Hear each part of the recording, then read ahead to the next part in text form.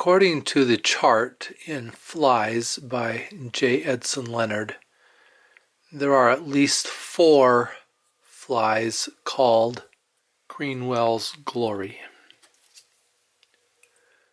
I'm tying this Greenwell's Glory from the illustration in Mary Orvis Marburry's book, Favorite Flies and Their Histories. The book was published in 1892.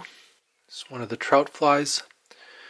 I'm tying it on a number 10 sproat hook with claret thread because the head on the fly is that color.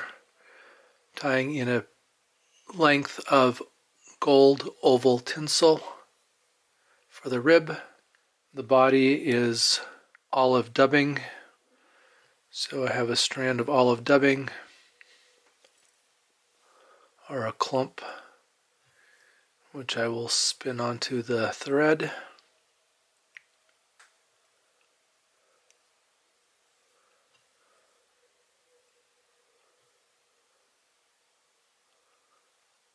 It's not cooperating quite the way I want it to, but we'll get it.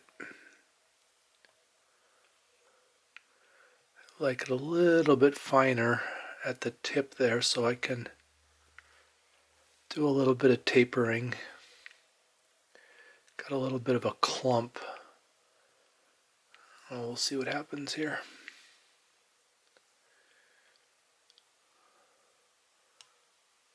So the illustration doesn't have a particularly tapered body, but it's not a uncommon practice to taper the body. I'll bring that dubbing up to where I will tie in the hackle and wing. I'm going to counter wrap the rib, make sure it sits on top of the body material.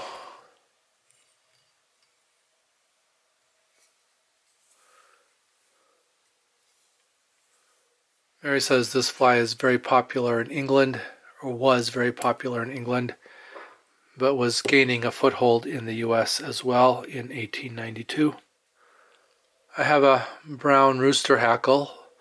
This is a hackle feather that comes from really further down on the cape, starting to get closer to where you would have a saddle feather.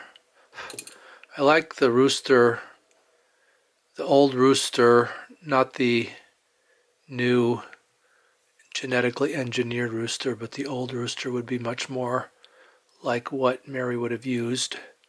Tie it with the shiny side out. Grab the tip of that feather with my hackle plier and then wrap it with the shiny side forward. That will get those hackle feathers to lean backwards, and then I will wrap up over them also to get them to lean back as in the style in the flies in Mary's book. This is not a dry fly per se, since the whole dry fly thing hadn't really come to the United States yet at that time, and they weren't using materials that particularly floated in the flies that they were tying. So if I just pull back on all of that material, hackle material, and wrap up over the end of that, that'll give me room to tie in the wings. That'll get those hackles to lean back a little bit, and then I can grab the tip, snap it out, kind of divide the top a little bit. And I'm going to use turkey tail for the wings. I have 2 tail feathers that are opposite from each other in the tail, and so I get the 2 slips opposing, and I've cut the slips approximately the width of the hook gap or gape. I'm going to tie them with the raw side down, get the tip of that feather about even with the bend of the hook, set it in on top of the hackle, pinch it on top of the hook, and then take my thread up and bring it back down underneath of the hook and cinch up, and then do a couple of wraps that hold it in place. Make sure that it's standing up properly,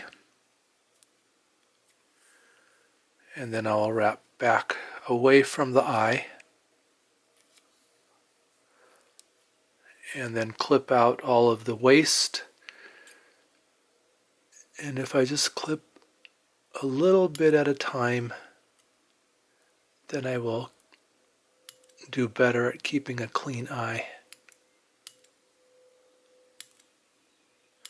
Mary did not have to worry about clean eyes on the flies that she tied because her hooks did not have eyes. Instead, she did have to find and use gut, which is the innards from the silk caterpillar that is dissected, spun together, stretched into a leader. That leader was tied to the fly, and then an eye was tied into the end of the leader. Put a whip finish on it, just push my scissors against the thread to cut it out. And then in my contemporary twist, I will put a drop of diluted goop on the head. Just stick my needle in my liquid jar, grab a drop. That will dry clear. Sometimes I get a little bit much with the head cement, and so I can take a hackle feather and pass it through the eye of the hook to make sure that it's clean and tip it ready.